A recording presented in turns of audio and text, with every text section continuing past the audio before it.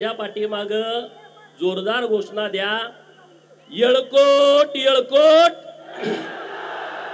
येळकोट येळकोट, बिरोबाच्या नावानं बिरोबाच्या नावानं, माकुबाईच्या नावानं, बाळूमामाच्या नावानं, खंडोबाच्या नावानं, मसोबाच्या नावानं.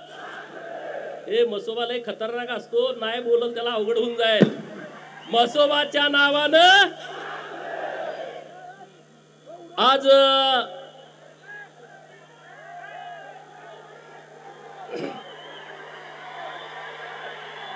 अरे त्यांच्या कानठळ्या बसतील एवढा जर आवाज तुम्ही काढला तर. हेलो फ्रेंड्स, मार्केट के ज्ञानी live from the trading floor. देखिए नंबर्स का कमाल. हिंदू बहुजनांचा दसरा मेळावा होतोय. तुम्ही म्हणणार गेल्या वर्षी बहुजनांचा मेळावा होता, ह्या वर्षी हिंदू बहुजनांचा कसा काय झाला. हा प्रश्न काही लोकांच्या मनात पडला असेल तर छत्रपती शिवाजी महाराजांनी जे हिंदू धर्मासाठी काम केलं, मोघल राजवटीच्या विरोधामध्ये काम केलं, जेव्हा जेव्हा या भारतामध्ये आक्रमण झाली, हिंदू मंदिरांची तोडफोड झाली, हिंदू मूर्त्यांची विटंबना झाली, तेव्हा माझ्या मायमाऊलीनं पुण्यश्लोक अहिल्या देवीनं हिंदू मंदिराच्या जीर्णोद्धाराचं काम केलं, हिंदू धर्मावरती मायेचा पदर टाकला.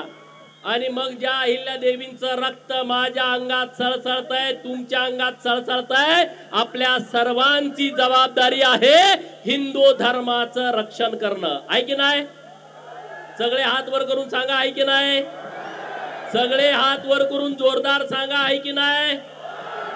छत्रपती शिवाजी महाराजांच्या हिंदवी स्वराज्याची भगवी पताका छत्रपती शिवाजी महाराजांच्या पश्चात, धर्मवीर छत्रपती संभाजी महाराजांच्या पश्चात ज्यांनी खांद्यावरती घेतली त्या घराण्याचं नाव आहे सुभेदार मल्हारराव होळकर घराणा. आणि त्यामुळं इथून पुढं बिरोबाच्या बनामध्ये होणारा मेळावा हा हिंदू बहुजनांचा दसरा मेळावा असणार आहे. मित्रांनो, गेल्या 6 महिन्यामध्ये महाराष्ट्रामध्ये छत्रपती शिवाजी महाराजांच्या मूर्तीची विटंबना, पुणे जिल्ह्यामध्ये अन्नपूर्णा मातेच्या मंदिराची विटंबना, आपलं जे भवानीपूर आहे पूर्वीचं खानापूर, तिथं महादेवाच्या नंदीची शिंग कापणं, महादेवाच्या नंदीचं कान कापणं, हे अशा ज्या जिहादी प्रवृत्तीनं जे कृत्य चालू आहे त्या सर्वांना आपल्याला उत्तर द्यायचं आहे. त्यांच्या विरोधामध्ये आपल्याला भूमिका घ्यायची आहे. मित्रांनो, दसरा मेळावा आहे. तुम्ही सगळे महाराष्ट्राच्या कानाकोपऱ्यातून इतक्या मोठ्या संख्येने इथं उपस्थित आहात. आता मी भाषण दिलं आणि तुम्ही गेला, परत पुढच्या वर्षी इथं आला, परत मी भाषण दिलं. यासाठी दसरा मेळावा नाही, ही पहिली गोष्ट ध्यानामध्ये ठेवा. तर दसरा मेळावा कशासाठी आहे? अरे आमच्या हृदयामध्ये बाळूमामांची शांतता आहे. आमच्या बहुजनांच्या हृदयामध्ये बाळूमामाची शांतता आहे. आणि आमच्या डोक्यामध्ये खंडोबाची खंडात तलवार आहे. आमच्या डोक्यामध्ये खंडोबाची खंडात तलवार आहे. आणि आमच्या बहुजनांच्या पोराच्या हातामध्ये महामानव विश्वरत्न डॉक्टर बाबासाहेब आंबेडकरांनी दिलेलं संविधान आहे. आणि या तिन्ही गोष्टीचा मिलाप करून आम्ही बहुजनांची पोरं पुढे जाणार आहे. मान्य आहे का तुम्हाला? मान्य आहे ना? हा देश संविधानावरती चालतो, हा देश कायद्यानं चालतो. आणि त्यामुळं कायद्याची अंमलबजावणी करणं ही सरकारची जबाबदारी आहे. आणि कायद्याचं पालन करणं ही आमच्या सर्व नागरिकांची जबाबदारी आहे. आणि म्हणून आम्ही बाबासाहेबांच्या संविधानानं जे नियम, जे अटी, जे कायदे आम्हाला दिलेले आहेत त्या कायद्याच्या प्रमाणे आम्ही चालतोय आणि इथून पुढे आम्ही चालणार आहोत. आज बिरोबाच्या बनामध्ये आपला दसरा मेळाव्याच्या निमित्तानं तुम्ही सगळेजण आलाय, परंतु एक आम्ही बिरोबाच्या बनाचा आराखडा आम्ही तयार केलाय. तो आराखडा आम्ही तुम्हाला एका मिनिटात दाखवणार आहे। आम्ही आतापर्यंत जवळपास 5 कोटी रुपये 14 ते 19च्या काळात, नंतर 3-3.5 कोटी रुपयाचा निधी आम्ही आणण्यामध्ये देवस्थान कमिटीच्या सोबत यशस्वी झालो आहे। परंतु आता इथून पुढे आम्ही बिरोबा बनाचा एक आराखडा डेव्हलप केलाय। तो आराखडा तुम्हाला एका मिनिटात दाखवतो आणि मग मी माझं पुढचं भाषण करतो।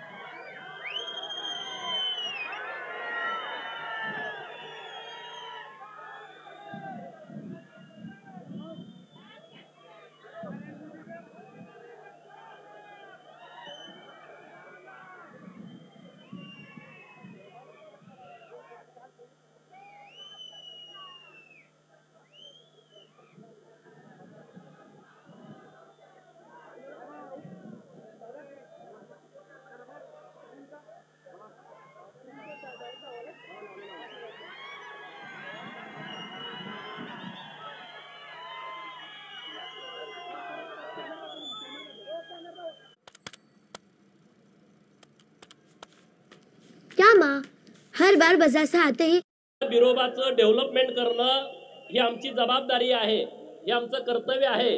आणि राज्याचे लाडके मुख्यमंत्री माननीय देवाभाऊंच्याकडे माझी आरेवाडीतल्या समस्त बिरोबा भक्तांच्या वतीनं नम्रतेची विनंती आहे की हा आराखडा महाराष्ट्र राज्याच्या शिखर समितीच्या समोर आणून 160 कोटी रुपयाचा आराखडा एकाच वेळेस मंजूर करावा, ही मागणी आपली सगळी माननीय सरकारकडे आहे। आणि त्यामुळं नक्की आपण त्यामध्ये यशस्वी होऊ। आता तुम्हाला काय काय विषय वेगळे ऐकायचे असतील पण त्या विषयाकडे मी जास्त जाणार नाही।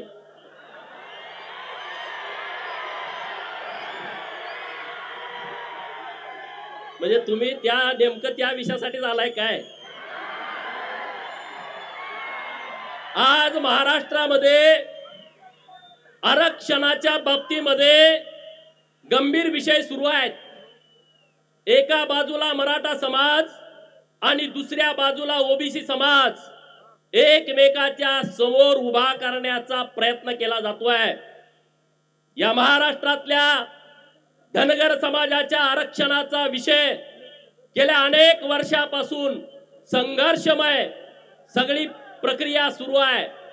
गेल्या 50-60 वर्षापासून म्हणजे 1956 पासून या महाराष्ट्रातला धनगर समाज जे 36 नंबरला धनगड आहे तिथं धनगरांना एसटीचा दाखला मिळावा यासाठी सातत्याने झगडतोय।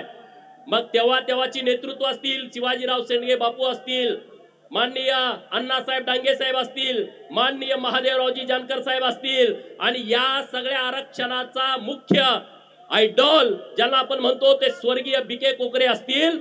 तिथून आतापर्यंत आपल्या धनगर समाजाच्या आरक्षणाची लढाई सुरू आहे। आज महाराष्ट्रामध्ये मोठ्या प्रमाणामध्ये आंदोलन सुरू आहे आणि राज्य सरकारकडे आमची सगळ्यांची एकमुखान मागणी आहे की महाराष्ट्रातल्या धनगराच्या पोराच्या हातामध्ये एसटीचा दाखला पडला पाहिजे, ही आमची सर्वांची मागणी आहे। गोपीचंद पडळकरची जी धनगर समाजाच्या आरक्षणाच्या बाबतची काल भूमिका होती तीच आज आहे आणि तीच उद्या राहील आणि तीच एसटीचा दाखला धनगराच्या पोराच्या हातामध्ये पडत नाही तोपर्यंत तीच भूमिका राहील। जेव्हा धनगराच्या आरक्षणाचा विषय असेल, सरकार आणि धनगर असा जेव्हा विषय चालू होईल तेव्हा मी धनगरांच्या बाजूने आहे हे सांगायची कुणाला गरज नाही। का काय डाऊट आहे? काय शंका आहे का तुम्हाला? जेव्हा धनगराच्या आरक्षणाचा विषय आहे तेव्हा मी धनगरांच्या बाजूला आहे, तेव्हा मी सरकारच्या बाजूचा नाही.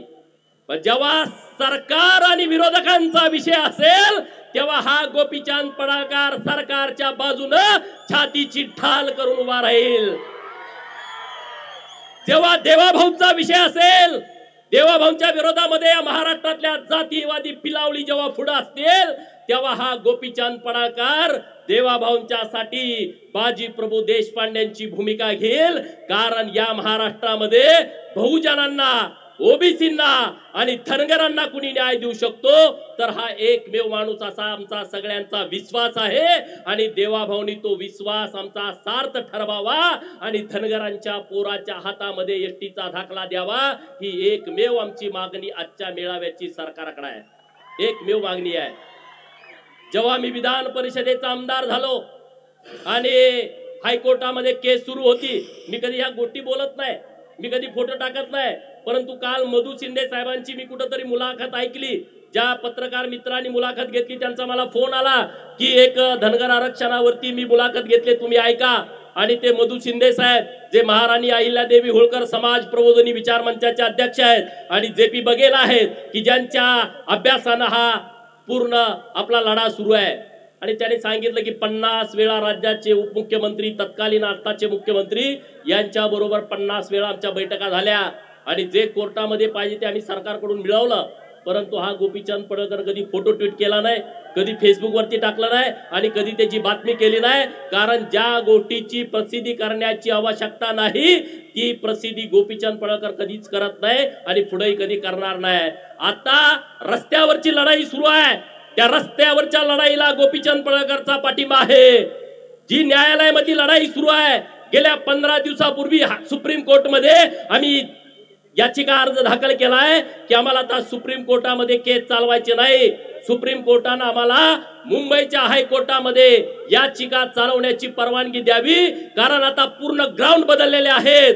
जो धनगड आहे असं कोर्टाचं म्हणणं होतं, त्या धनगडाच्या सगळ्या जात पडताळणीची प्रमाणपत्र रद्द केलेली आहेत आणि म्हणून आम्हाला हायकोर्टमध्ये केस चालवायला परवानगी द्या. तिथं जर आमच्या विरोधामध्ये काय बरं वाईट झालं तर परत सुप्रीम कोर्टामध्ये यायला आम्हाला अधिकार द्या, आम्हाला तसा हक्क द्या, अशी एक याचिका मी दाखल केलेली आहे. एका बाजूला न्यायालय, दुसऱ्या बाजूला रस्त्यावरची लढाई आणि मी तुमचा प्रतिनिधी म्हणून सरकारमध्ये जे काय करायचं ते मी करतोय, त्याबद्दल तुम्ही चिंता करण्याची आवश्यकता नाही, हे मला या मेळाव्यातून आपल्या सर्वांना सांगायचं आहे. दुसरा मुद्दा राहिला ओबीसीच्या आरक्षणाचा. गावगाड्यामध्ये ओबीसीच्या आरक्षणामुळे वातावरण दूषित झालंय. गावातल्या प्रत्येक पोरांना वाटतंय की विश्वासू वकील शर्माजींनी त्यांच्या भिंतीवर JK Maxx पेंट्स काय लावलं. शेजारी घरात पाहायला येण्यासाठी वेगवेगळी कारणं सांगू लागली. हाय शर्माजी, त्या सुंदरशा भिंतीजवळ एक रील बनव का. आमचा टॉमी सापडत नाहीये, इथे आला असेल. ओजी गरमागरम पकोडे. JK Maxx पेंट्स, आनंदाचे रंग.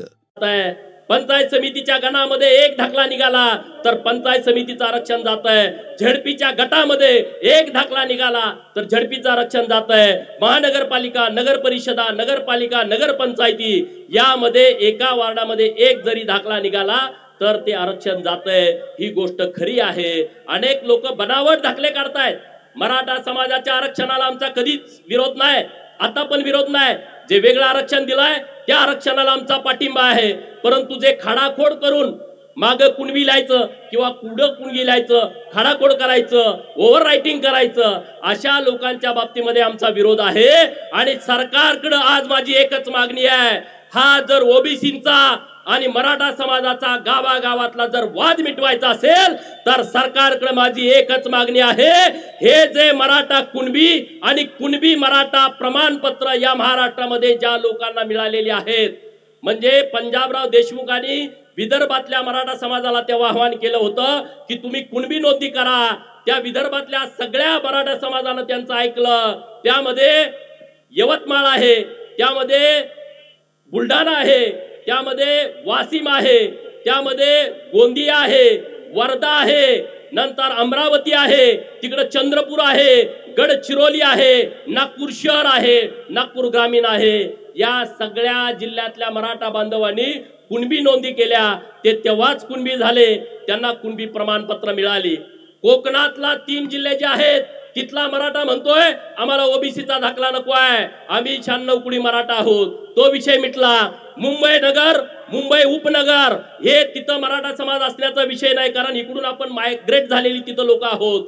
ठाणे आणि पालघर मध्ये पूर्ण आदिवासी समाज आहे, ना तिथं धनगर जास्त आहे ना तिथं मराठा जास्त आहे. ठाणे जिल्ह्यामध्ये पण तीच परिस्थिती आहे.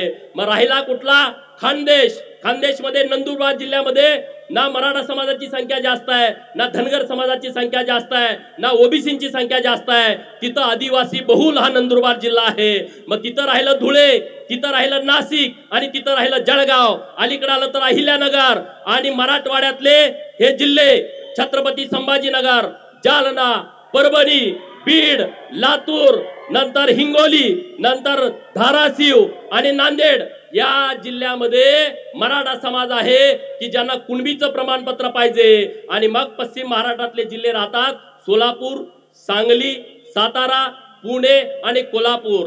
हे जिल्हे नीट समजून घ्या. या जिल्ह्यातल्या ज्या लोकांना ज्यांच्या नोंदी शोधून ज्यांना मराठा कुणबी किंवा कुणबी मराठा हा दाखला दिलेला आहे त्यांचा एक वेगळा प्रवर्ग तयार करा. जसं आता मराठा समाजातल्या नेत्यांचं सुद्धा म्हणणं आहे की आम्हाला राजकीय आरक्षणाची गरज नाही, आमच्या पोराबाळांच्यासाठी शिक्षण आणि नोकरीतलं आरक्षण आहे, आम्ही त्याला विरोध करत नाही. शिक्षण आणि नोकरीचं आरक्षणाचा प्रवर्ग वेगळा करा. जसं विजय एनटी आहे, एनटी ब आहे, एनटी क आहे, एनटी ड आहे, तसं मराठा कुणबी मराठा यांच्यासाठीचा एक प्रवर्ग वेगळा करा. त्यांची संख्या मोजा. दाखले किती दिलेत? मी जबाबदारीने बोलतोय, मी कुणाची तरी खोड काढायच्या हिशोबाने बोलत नाही. 0.25% आरक्षण अत्यंत जबाबदारीने बोलतोय. मराठा कुणबी आणि कुणबी मराठा या प्रवर्गासाठी द्या आणि त्यांना नोकरी आणि शिक्षणाचं आरक्षण द्या. राजकीय आरक्षण देऊ नका. हा गावातला वाद विषय संपून जातोय. संपतोय का? माझी जी भूमिका आहे ती तुम्हाला पटते का? म्हणजे आमचं आणि मराठा समाजाचं गावात भांडण नको आहे, आम्ही भांडण करू शकत नाही. अरे छत्रपती शिवाजी महाराजांच्या भगव्यासाठी लढणारे आम्ही मावळे आहोत. पंढरपूरच्या पांडुरंगाला जाणारा भगवा तो आमच्या वारकऱ्यांच्या खांद्यावरती आहे. आळंदीच्या ज्ञानेश्वराला जाताना तो भगवा आमच्या खांद्यावरती आहे. आणि मग त्या भगव्यासाठी आम्ही झटणारी, लढणारी, संपणारी लोक आहोत. आम्ही वाद करणार नाही. हा एक प्रवर्ग वेगळा करा. बिहार मध्ये तसं आरक्षण आहे. पिछडा वर्ग, अति पिछडा वर्ग. पिछडा वर्गाला नोकरीतलं आणि शिक्षणातलं आरक्षण आहे आणि अति पिछडा वर्गाला नोकरीतलं, शिक्षणातलं आणि स्थानिक स्वराज्य संस्थातलं आरक्षण आहे. हा निर्णय सरकारनं घ्यावा. मराठा समाजाचं आणि ओबीसीचं भांडण मिटतंय आणि ओबीसीच्या मनामध्ये जी शंका निर्माण झाली आहे ती शंका मनातून निघून जाते. जाईल की नाही? हे तुमचं जर राजकीय आरक्षण वाचलं, सगळ्यांनी हात वर करून सांगा हा मोठा विषय आहे. मराठा आणि ओबीसीचा वाद मिटून जाईल. आमचा असा प्रवर्ग तयार करा. तो सरकार करू शकतं. एनटी विजय एनटीचा प्रवर्ग राज्य सरकारने केलाय, तसा हा वेगळा प्रवर्ग राज्य सरकारनं तयार करावा अशी मागणी आपल्या माध्यमातून मी सरकारने करतोय. आज जिल्ह्यामधलं वातावरण तुम्ही बघताय, बरीच लोक माझ्या विरोधामध्ये भूमिका घेत आहेत.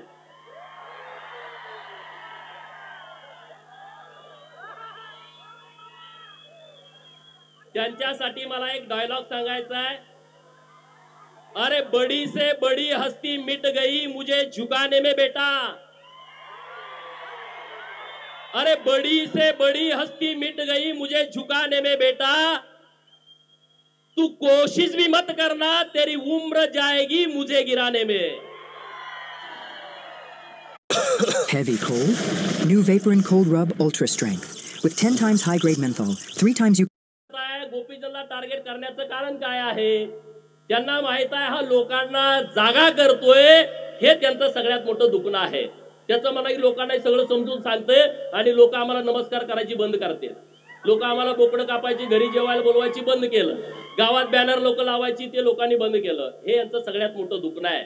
माझी लढाई प्रस्थापितांच्या विरोधातली लढाई आहे. ज्यांनी कारखाने ढापले त्यांच्या विरोधातली आहे. अरे तुम्ही मला मंगळसूत्र चोर म्हणता, तुम्ही मला मंगळसूत्र चोर म्हणता. जयंतरावला माझा सवाल आहे, तुझ्या कितव्या नंबरच्या बायकोचं मंगळसूत्र मी चोरलं सांग लोकांना.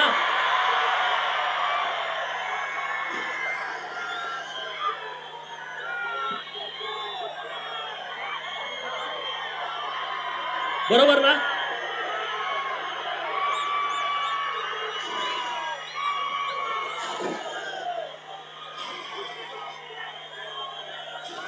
तुम्ही या जिल्ह्याची परिस्थिती बघा. अरे या जिल्ह्यामध्ये खूप लोकांनी काम केलंय. क्रांतिशील नाना पाटलांनी काम केलंय, एक स्मारक नाही. क्रांतीवीर नागनाथांना नाईकवडींनी काम केलं, एक स्मारक नाही. अण्णाभाऊ साठेंनी इतकी मोठी क्रांती केली, 1.5 दिवस शिकलेला माणूस वाळवा तालुक्यातला, कुठं स्मारक नाही. हे सगळं बघा. कर्मवीर भाऊराव पाटील जैन समाजाचा माणूस, आणि या महाराष्ट्रातल्या बहुजनांना मोफत शिक्षण मिळालं पाहिजे म्हणून त्यांनी स्वतःचं आयुष्य खपून घेतला. अरे कर्मवीर भाऊराव पाटलांच्या मुळे अख्खा महाराष्ट्र उभा आहे. परंतु या जिल्ह्यातल्या प्रस्थापितांना कर्मवीर भाऊराव पाटलांचं आयतवडे गावात सुद्धा स्मारक करावं वाटलं नाही. ही माझी भूमिका आहे. तुमचे कुणाकुणाचे घरातले लोक म्हणजेच जिल्हा म्हणजेच महाराष्ट्र या गोष्टी मी मानत नाही, पण त्याला वाटतं मी चुकीचं बोलतोय. म्हणे गोपीचंद पडळकरचे संस्कार खराब आहेत. जर प्रस्थापितांनो तुम्हाला वाटत असेल गोपीचंद पडळकरचे संस्कार खराब आहेत, याची मला फिकीर नाही आहे. तुम्हाला काही वाटू दे, त्याचं मला घेणं देणं नाही आहे. त्याचं मला घेणं देणं नाही आहे. अरे हम जमाने का ख्याल नहीं रखते, हम जमाने का ख्याल नहीं रखते. जा जमीर न माने वह सलाम नहीं करते. गोपीचंद पडळकर झुकत नाही, हे यांचं सगळ्यात मोठं दुखणं आहे. अरे पण मी विषय मांडतोय त्याच्यावरती बोला ना. मी जे विषय मांडले त्याच्यावरती चर्चा करा ना. मी काय म्हणतोय, महाकाली साखर कारखाना ज्याचं 110 कोटी कर्ज होतं आणि बँकेनं ती विक्री करायला परवानगी दिली, त्यातली 60 एकर जमीन विका आणि ते कर्ज भरा. 30 लाख रुपये दरानं त्यांनी ठरवली. त्या पोरानं, माळ्याची लिंगायताची पोर आहे, त्यांनी 15 कोटी रुपये बँकेकडे भरले. आता उद्या जरी बँकेनं सांगितलं तर 35 कोटी रुपये त्यांची भरायची तयारी आहे. मग तुम्ही तो कारखान्याची जमीन का विकू देत नाही? कारण तुम्हाला अख्खा कारखाना ढापायचा आहे 279 एकराचा. 30 लाखानं दर काढलाय म्हणजे विचार करा. कोर्टानं परवानगी दिली, तुम्ही 60 एकर विका. 60 एकरात कारखाना जिवंत राहतोय. 220 एकर जमीन कारखान्याकडे राहते, कारखाना शिल्लक राहतोय. जयंत म्हणतोय नाही, मला अख्खा ढापायचा आहे. माझ्या जतचा कारखाना, अरे दुष्काळातला कारखाना 280 एकरातला, तिथल्या माझ्या आया बहिणीनं गळ्यातलं कुडूक मुडूक मोडून शर्ड मेंढर विकून सभासदाची फी भरली आणि नुसत्या 40 कोटी मध्ये हा कारखाना ढापला. 280 एकर जमीन आहे आणि तिथं 10 लाख रुपयाचा दर आहे. मित्रांनो, 280 गुणुले गुंठे करा आणि गुणुले 10 लाख करा. अरे मग मंगळसूत्र चोर भरा. तुम्ही म्हणताय माझ्यावरती खोटं आरोप करून, तुम्ही तर लगा अख्खे कारखाने ढापता. हा, माझ्यावरती मंगळसूत्र चोरीची तुम्ही केस घातली, तुमचा धंदा तो आहे ना. दुसरं तुम्ही काय करू शकता? तुम्ही लढू शकत नाही. तुम्ही पोलिसांना पुढे करू शकता. तुम्ही काय करू शकता? तहसीलदारांना पुढे करू शकता. तुम्ही काय करू शकता? तुम्ही तलाट्याला पुढे करू शकता. गोपीचंद असं नाही. गोपीचंद तलाट्याला पुढे करत नाही, एसपी ला पुढे करत नाही, कलेक्टरला पुढे करत नाही, तहसीलदारला पुढे करत नाही. मी सुभेदार मल्हाररावची औलाद आहे, मी समोर लढतो. समोर लढतो. मागे वार करणं माझा स्वभाव नाही. तुम्ही मला किती पण बदनाम करण्याचा प्रयत्न करा, त्याचा मला फरक पडत नाही. आता इथं किती वाजले? 7 वाजून 10 मिनिटं झाली. आता इथं अंधार आहे. नंतर 6 वाजल्यानंतर पाटे इथं उजेड येणार आहे. दुपारी 2 वाजता इथं कडक ऊन येणार आहे. संध्याकाळी परत शिरवाळ होणार आहे. म्हणजे सूर्योदय झालाय तर सूर्यास्त होणार. आता हे बिरोबाचं मंदिर आहे आणि बिरोबाच्या मंदिराच्या बाजूला छोटी छोटी मंदिर आहेत. हे मुख्य मंदिर बिरोबाचं आहे. अरे तुम्ही छोटी छोटी मंदिर आहेत, पण तुम्ही ओळखणार कुणाला? बिरोबाच्या नावाने ओळखणार ना. कुठल्याही मोठ्या मंदिरामध्ये छोटी छोटी मंदिरं उभा केली तरी तुम्ही बिरोबाच्याच नावाने ओळखणार. आणि त्यामुळं माझ्या विरोधामध्ये किती अशी वादळं तुम्ही निर्माण केली, त्या वादळातून उभा राहतो. त्याचं नाव गोपीचंद पडळकर आहे. त्याचं नाव गोपीचंद पडळकर आहे. तुम्ही काही करा, त्याचा मला फरक पडत नाही. अरे गदी माडगुळकर, व्यंकटेश माडगुळकर, शंकरराव खरात, वीस खांडेकर मराठी भाषा उंचीवरती नेली, 7 समुद्रापलीकडे नेली. कधी तुम्हाला त्यांची आठवण आली? नाही आठवण आली. तुम्हाला त्यांची आठवण येत नाही. तुम्ही त्या विषयावरती बोलत नाही, त्या विषयावरती तुम्ही भूमिका मांडत नाही. अरे माझ्या विरोधात तुम्ही काय एकवटला? या बस बस बस. ते टाइट बजट में नहीं भूमिका घ्यायला लागलाय। एक आमची बहीण गुंडेवाडीची, तिला धर्मांतरण करून म्हणून मारलं, आत्महत्या करण्यास तिला प्रवृत्त केलं। या सगळ्या पादऱ्यांच्या विरोधामध्ये मी भूमिका घेतली। अरे एकटा गोपीचंद 10 मिनिटं बोलला आणि अख्ख्या महाराष्ट्रातले पादरे रस्त्यावरती आले। 36 का कितीतरी मोर्चे माझ्या विरोधात झाले आणि ते म्हणले ह्याची आमदारकी घालवा। अरे म्हटलं काय आमदारकी काय, कुठला काय तुमच्या उकरड्यातला काय कचरा आहे का रे? आमदारकी काय तुमच्या परड्यातला भाजीपाला आहे का? जत विधानसभा मतदारसंघातल्या मायबाप जनतेने मला निवडून दिलाय, त्यांना तो अधिकार आहे। मग हा पादरेच्या कार्यक्रमाला गेला, हा जिहाद्यांच्या कार्यक्रमाला गेला आणि तिथं माझ्या विरोधामध्ये भाषण करतोय, म्हणजे हा हिंदू विरोधी आहे। ईश्वरपूर मधल्या लोकांनी लक्षात ठेवला पाहिजे, ही औलाद हिंदू विरोधी आहे, याला जागा दाखवायची वेळ आलेली आहे। बरोबर की नाही? अरे पण तुम्ही मला भीती दाखवताय, कुणाला भीती, कुणाला दाखवताय? गोपीचंद पडळकरला। तुम्ही माझ्या डोक्यात जाण्याचा प्रयत्न करू नका। मला ज्यांना ज्यांना वाटतंय गोपीचंद पडळकरच्या डोक्यात जायचंय त्यांच्यासाठी मी एक वाक्य म्हणतो, don't ever try to get inside my head, don't ever try to get inside my head, it's dark for you. तुम्ही जर माझ्या डोक्यात जाण्याचा प्रयत्न केला तर ती तुमच्यासाठी काळी कुट्ट अंधाराची रात्र असेल, हे लक्षात ठेवा।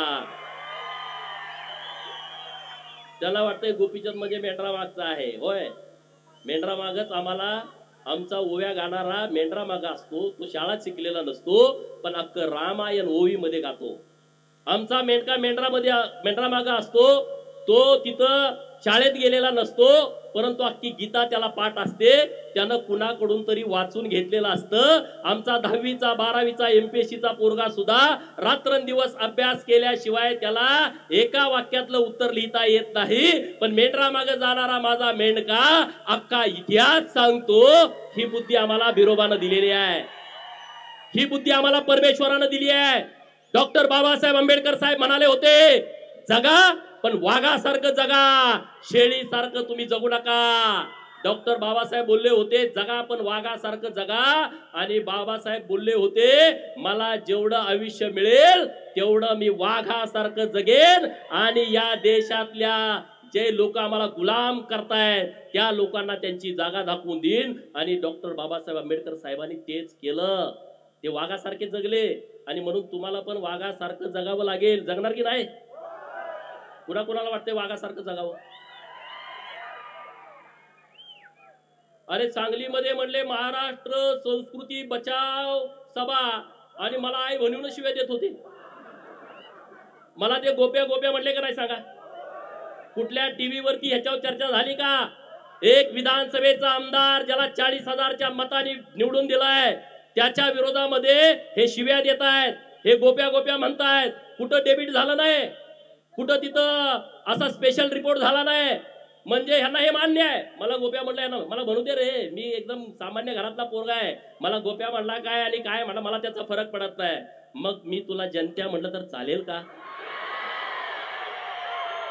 चालेल का? मी म्हणणार नाही, पण असं म्हणलं तर चालेल का? अरे त्या जयंत्याला माझं चॅलेंज आहे, माझे हात आणि पाय तोडायची तुम्ही भाषा सांगलीमध्ये केली।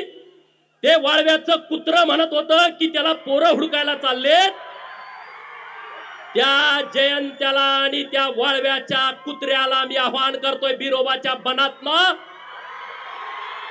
तुम्ही जर जातीवंत पाटील असाल तर उद्या दुपारी प्रेस घेऊन जयंत्या पाटील आणि तो वाळव्याचा कुत्रा मला टायमिंग देईल, टायमिंग। अरे बघा मीडियावाल्यानो मित्रांनो, हे बघा माझं काय चाललंय, हे वाघ बघा।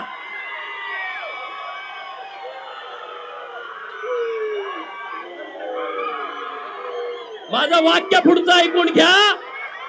जयंत्या आणि वाळव्याच्या कुत्र्यानं उद्या मुंबईमध्ये सांगलीमध्ये प्रेस घ्यायची आणि त्यांनी सांगायचं गोपीचंद पडळकरला ईश्वरपूर मध्ये यायचं की वाळव्यात यायचं, दिनांक, वार आणि वेळ मला सांगा, मी तिथं येतो.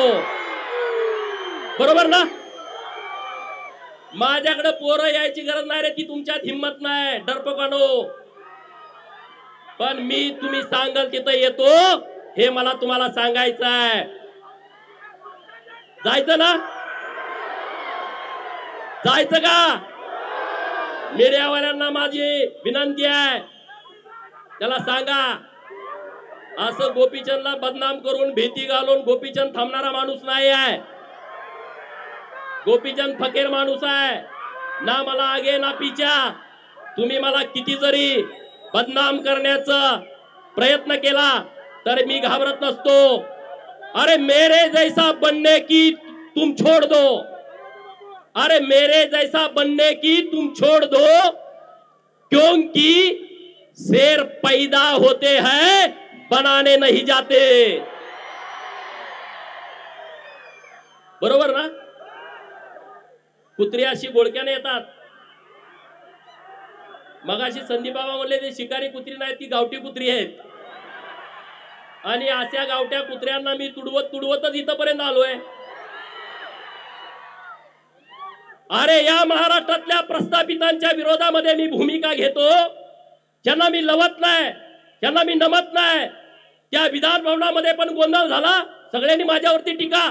अरे पर एक फडतूस माणूस तिथं विधानसभेच्या आमदारांना एवढ्या गर्दीमध्ये वाकडं बोलतोय, वाईट वाईट बोलतोय, मग त्याच्या काय पाया पडायचं का?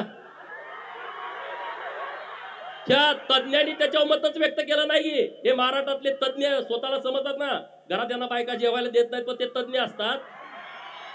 ते म्हणे गोपीचंद पडळकरनं विधान भवनाची आबरू घाला. अरे मी आबरू वाचवली? एका आमदाराला कोणतर फडतूस माणूस ज्याचा पुढाऱ्यांना बाया पुरवायचा धंदा आहे तो माणूस वाकडं बघत असेल,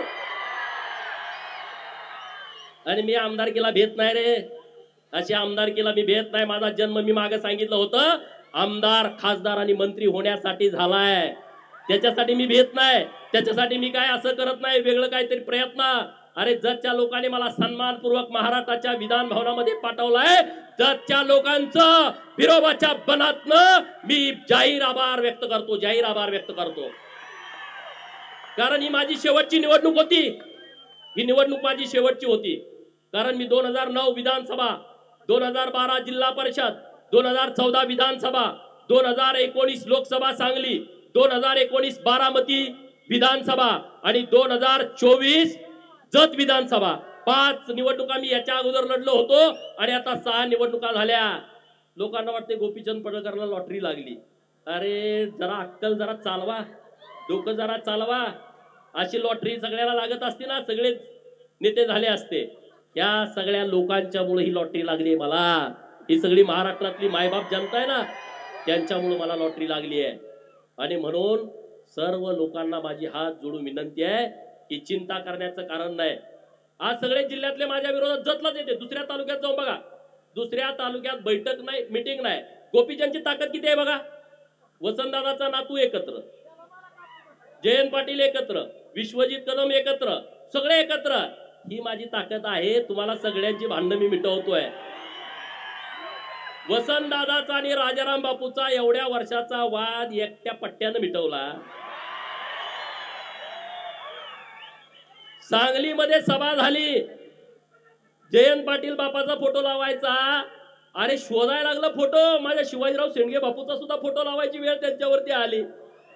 नानासाहेब सगळ्यांचा फोटो व्यासपीठावरती, विलासराव शिंदेचा फोटो व्यासपीठावरती, पतंगराव साहेबांचा फोटो व्यासपीठावरती, वसंतदादांचा फोटो व्यासपीठावरती. सगळे हुडकून काढले, त्यांनी फोटो लावले. जयंतराव ही ताकद गोपीचंदची आहे, सगळ्यांचे फोटो लावायला लागले.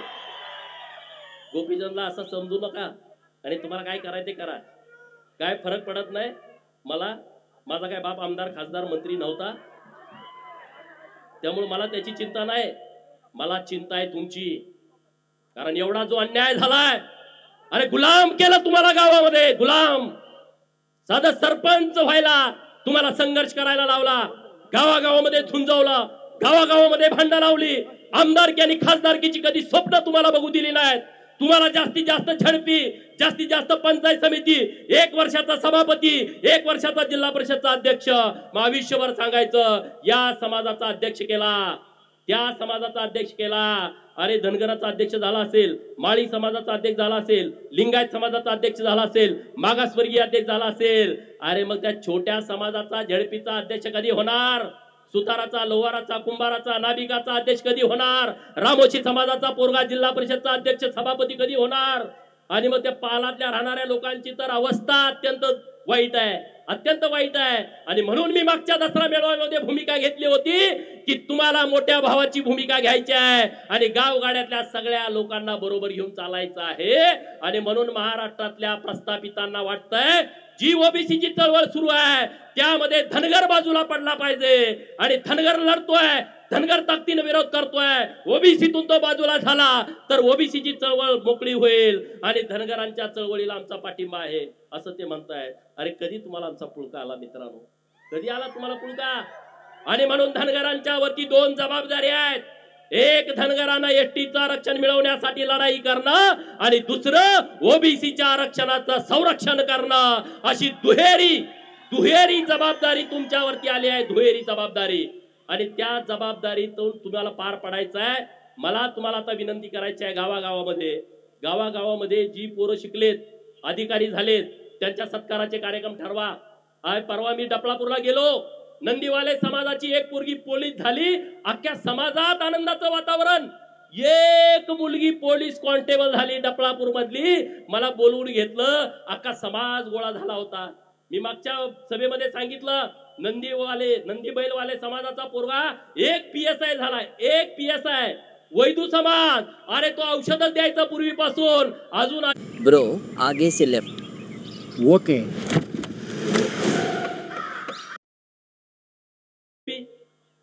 बहीण कलेक्टर, भावाची बायको प्रांत, बहिणीचा नवरा कमिशनर. एका घरात 4-4, 5-5, 6-6 लोक अधिकारी आहेत. पिवळ्या दिव्याच्या गाड्या त्यांच्या एका घरात आहेत, 5-5, 6-6. आणि असे समाज आहेत, शेकडो समाज. जबाबदारीनं बोलतोय, त्या समाजामध्ये आज मी तुमच्याशी बोलत असताना साधा पोलीस कॉन्स्टेबल नाही, आज मी तुमच्याशी बोलत असताना साधा BMS चा डॉक्टर नाही, साधा BHMS चा डॉक्टर नाही, एखादी नर्स नाही. असे शेकडो समाज या महाराष्ट्रामध्ये आहेत. आणि म्हणून आपली जबाबदारी आहे या समाजाच्या पाठीमागे उभा राहणं, त्यांना जी जमल ती मदत करणं, त्यांना शिक्षणासाठी मदत करणं, त्यांना जगण्यासाठी सहाय्य करणं, आर्थिक व्यवस्था करणं. जिथं जिथं कुठं हे शक्य आहे ते आपण करण्याची आवश्यकता आहे. आता दसरा झाला, 2 दिवसांनी होतोय, दिवाळी येते. माझी तुम्हाला सगळ्याला विनंती आहे, दिवाळीच्या 8 दिवसामध्ये आपल्या घरात जे बनवाल, आपल्या पोराला एक ड्रेस घेतला तर एक ड्रेस त्या पालातल्या पोराला घ्या आणि त्याला जाऊन एक ड्रेस द्या मित्रांनो. एक लाडूची भरणी घरामध्ये केली आहे, त्यातले 25% लाडू त्या पालातल्या पोराच्या घरी जाऊ द्या, डवऱ्याच्या गडसेच्या पोराच्या घरी जाऊ द्या, हेळव्याच्या पोराच्या त्या मुखामध्ये जाऊ द्या. जो डोंबारी आहे, जो घिसाडी आहे, जो तांबट आहे, जो कुडमुड्या जोशी आहे, जो पिंगळ जोशी आहे, मरियाचा गाडीवाला आहे, कडक लक्ष्मीवाला आहे, हे जे सगळे जे गरीब लोक आहेत ते आपले भाऊ आहेत रे. त्यांना कधी सर्टिफिकेट मिळालं नाही, त्यांना जातीचा दाखला मिळाला नाही, त्यांना आरक्षणाची लढाई काय त्यांना माहित नाही, त्यांना स्वतःचं राहायला घर नाही, घर बांधायचं म्हणलं तर जागा नाही. असे समूह आपल्या महाराष्ट्रामध्ये राहतात. आणि म्हणून त्या भटक्या विमुक्तांची जबाबदारी घेणं हे आपलं सगळ्यांचं कर्तव्य आहे. आणि म्हणून उद्या माझा वाढदिवस आहे, तो वाढदिवस आम्ही साजरा करत नाही. जो मराठवाड्यामध्ये पूर आला, जो सोलापूर जिल्ह्यामध्ये पूर आलाय, त्या पूरग्रस्तांच्यासाठी आज माझे मित्र शिवाजीराव डोंगरे साहेब, आम्ही फारुखभाई यांच्या वतीनं 14-15 गाड्या मदत म्हणून आम्ही छोटीशी मदत तिकडे पाठवलेली आहे. उद्या परवा आम्ही आणि जमल ती मदत तिकडे पाठवणार आहे. तुम्हालाही जमल ते वाढदिवसाचा बॅनर लावू नका, जाहिरात देऊ नका, कुठं मला भेटायला येऊ नका, उद्या मी भेटणार नाही, उद्या तुम्ही येऊ नका, हार तुरे फेट्याला पैसे खर्च करू नका. ते सगळे पैसे तिकडे द्या, नसेल तर मुख्यमंत्री सहायता निधीसाठी ते पैसे तुम्ही द्याल ना. उद्या 1 तारीख आहे, चंद्रकांत दादांनी धमाका केलाय, तुमच्या लक्षात आला असेल. देवाभाऊंच्या नेतृत्वात चंद्रकांत दादांनी धमाका केलाय दादासाठी जरा. अरे अक्षरशः हगाटलंय ते, हगाटलंय. फोन सुरू आहेत, करू नका करू नका करू नका. चंद्रकांत दादांनी कुणी सांगितलं की बाबा नो तिकडं मराठवाड्यात पाऊस पडलाय तुम्ही छोटी करा. म्हणजे छोटी उद्या सगळे ताकदीनं सांगलीमध्ये या, एकदा हे बाजा वाजवून टाकू. म्हणून मी जास्त इथं बोललो नाही. उद्या सांगलीला कोण कोण येणार आहे? अरे एवढ्या आल्यावर तिथं जागा पण पुरायची नाही. कारण गोपीचंदला बदनाम केलं तर बहुजनांची चळवळ बदनाम होईल. बऱ्याच लोकांना त्यांनी हाताशी धरलाय, पण माझ्या विरोधात बोलायचं धाडस होईना. बोललं का पोरं चुकून काढतेत म्हणून बोलू नये. माझ्या विरोधात खूप बोलायचंय, खूप गड्यांना माझ्या तोंडावर गोड गोड बोलते. साहेब साहेब मला माहित आहे, अरे मी बिरोबाचा भक्त आहे, मला येणाऱ्यांची मानसिकता कळते, मानसशास्त्र माझं खूप चांगलं आहे. माझ्या जवळच्या पोरांना माहित आहे, रोज माझ्याकडे एवढी लोक येतात शेकडो. पुढचा माणूस काय काम घेऊन आला असेल मी आधी माझ्या पियाला सांगतो ह्याचं हे काम असू शकतं. आणि त्यामुळं त्यांना गोपीचंदला डॅमेज करायचं आहे, गोपीचंदला बदनाम करायचं आहे. गोपीचंद हा वैयक्तिक विषय नाही आहे, कारण त्यांना माहित आहे की हा सगळ्या लोकांना जाग करतो. काल आष्ट्यामध्ये एक प्रकार घडला. बिरोबाची यात्रा आहे आणि तिथं ह्याचं बॅनर लावलं होतं. आष्ट्यातला समाज गोळा झाला आणि त्यांनी सांगितलं हे बॅनर काढताय का आम्ही काढू. कालची घटना मी सांगतोय, मला हेच पाहिजे हो, मला दुसरं काय नाही. तुम्ही स्वाभिमानी राहावा, कुणाच्या मागं पुढं फिरू नका आणि सन्मानानं फिरला तर तुम्हाला विचारलं पाहिजे सन्मानानं. आमदाराच्या घरी गेला तुमच्याकडे बघत पण नाहीत, बोलत पण नाहीत, चहा पी पण म्हणत नाही, आम्ही आमदार देऊ. कशाला? तो तुमच्या मागे लागला पाहिजे. माझं जरा ऐका, ते हुडकत येईल तुम्हाला. कुठं आहे, काय आहे, काय करताय? मी मेंढराकडे आहे, मी तिथं येतो. मी मळ्यात आहे, मी तिथं येतो. आम्ही रानात आहे, मी तिथं येतो. मी कुंभार आहे, तिथं मी गाडगं करतो, आम्ही तिथं येतो ना. ही वेळ मी ह्या प्रस्थापितांच्या वरती आणतो. तुम्ही चिंता करू नका. आता जे माझ्या विरोधात फिरतायत ना त्यांना माझं सांगणं आहे, तुमचा हिशोब 2029ला बराबर सगळ्यांचा होईल. ती करण्याची क्षमता या बिरोबाच्या बनामध्ये आहे. बिरोबाची ताकद तुम्हाला माहित आहे सगळ्यांना. गोपीचंद एकटा कसा फिरतोय रे राज्यभर? बिरोबाची ताकद आणि आशीर्वाद आहे, माकुबाईचा आशीर्वाद आहे. बिरोबाचा आशीर्वाद असल्या कारणानं प्रस्थापितांच्या छाताडावरती गोपीचंद थाया थाया नाचतो आणि त्याची मला फिकीर कधी वाटत नाही, त्याचा मला कधी पश्चाताप वाटत नाही. हे मीडियामध्ये दिवसभर चालतं, मी बघत पण नाही माझ्या विरोधात कोण बोलतंय. मी कोणाची भाषणं पण ऐकत नाही, मी कोणाचं भाषण आयुष्यात ऐकत नाही. त्यामुळं मी असलं टेन्शन घेत नसतो. मला जे बोलायचं ते मी बोलतो आणि ते मी मागं घेत नाही. आणि त्यामुळे कुठला विषय, अरे आता मला संदीप बाबांनी मागाशी सांगितलं, मी बोललो ही गोष्ट खरी आहे की अमुक अमुक यांची तुम्ही औलाद आहे असं मला वाटत नाही.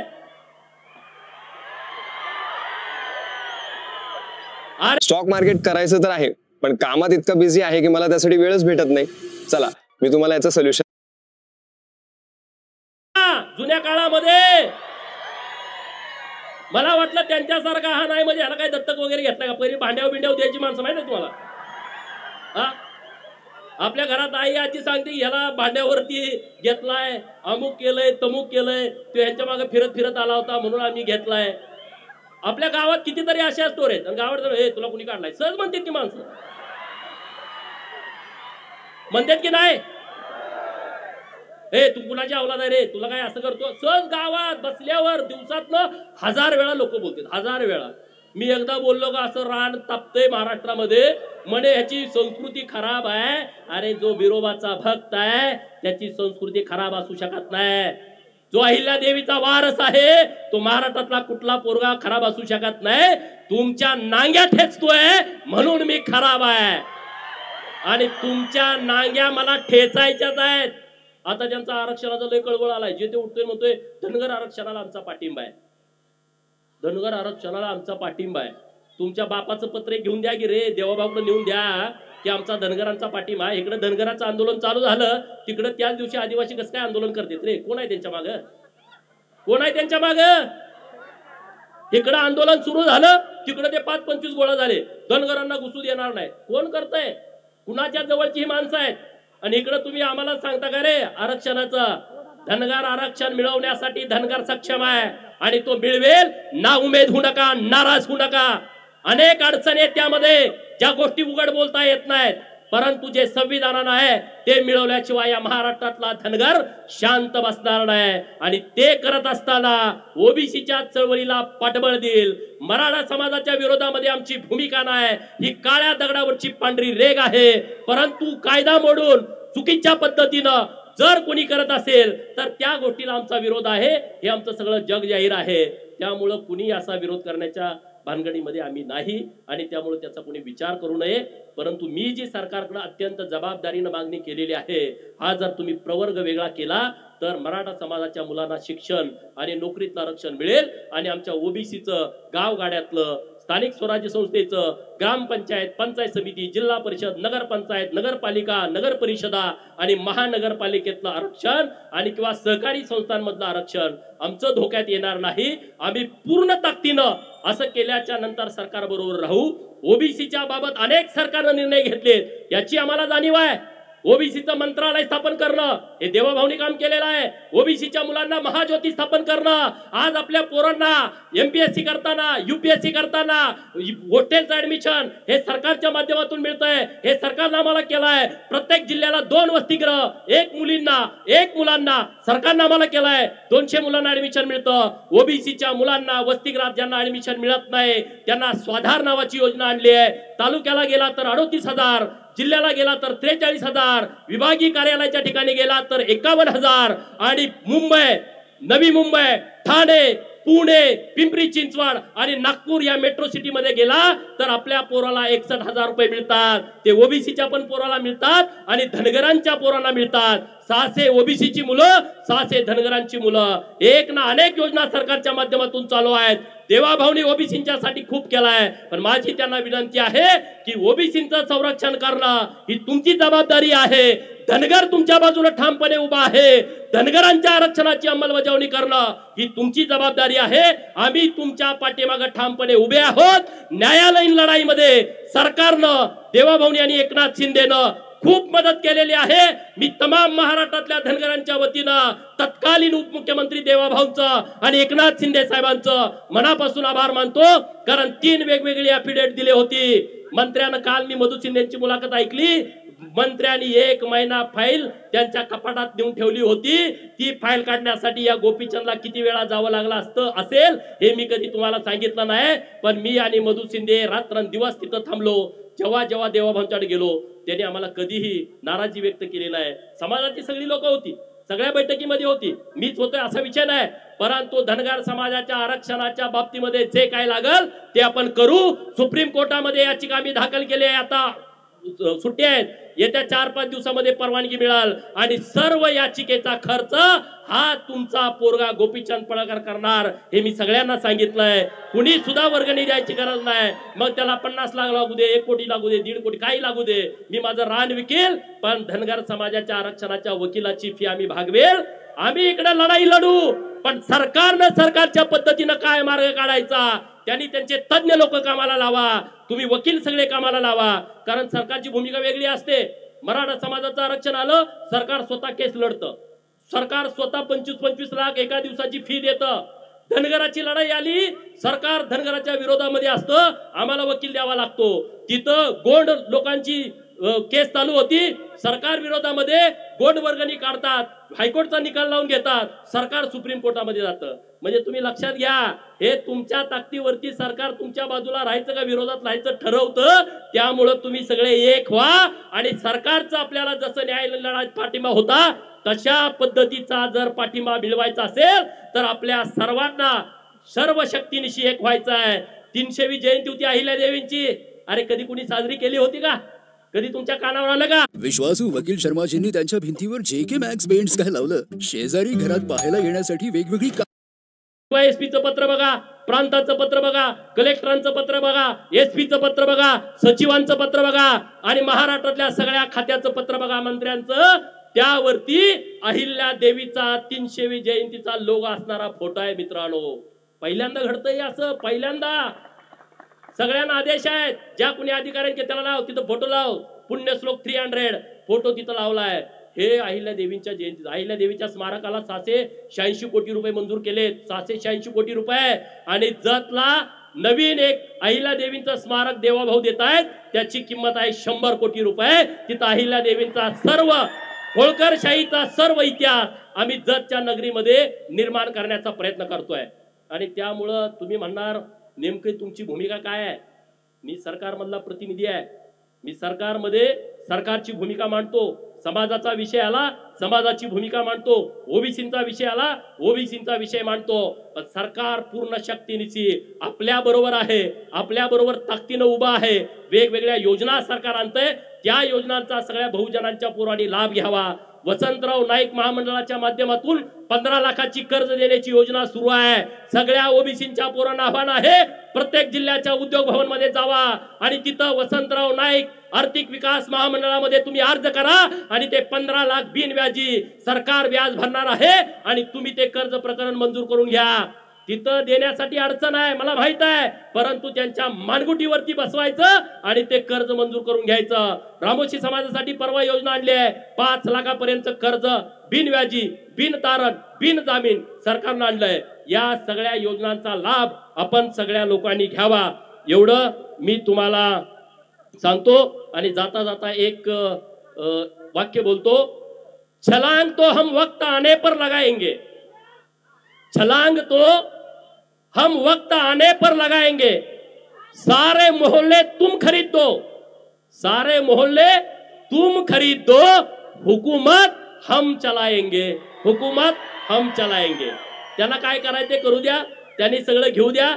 त्यांना सिंहासनावरती तुम्हालाच बसायचं आहे आणि आपण ते बसायचं, वाजवून सांगून बसायचं. त्यामुळे चिंता करू नका. उद्या सांगलीच्या स्टेशन चौकामध्ये इशारा सभा होणार आहे, त्या सभेला तुम्ही सर्वांनी यावं. बिरोबाच्या देवस्थानच्या सर्व अध्यक्षांचं उपाध्यक्षांचं सर्व कमिटीचं मी मनापासून आभार व्यक्त करतो. देवस्थानचे सर्व पुजारी यांचं मनापासून आभार व्यक्त करतो. पत्रकार मित्रांचा आभार व्यक्त करतो. आणि तुम्ही आमच्या पाठीमागं पाठबळ दिलं, मला मानपत्र दिलं देवस्थानच्या वतीनं, त्याबद्दल देवस्थानचं मनापासून आभार व्यक्त करतो आणि थांबतो. जय हिंद, जय महाराष्ट्र. पाऊस आलाय, तुम्ही सगळे हळू व्यवस्थितपणे गावात जावा एवढी तुम्हाला कळकळीची विनंती आहे. शेठ, आपल्याला चांदीची गदा या ठिकाणी दिली जाते. सन्मान्य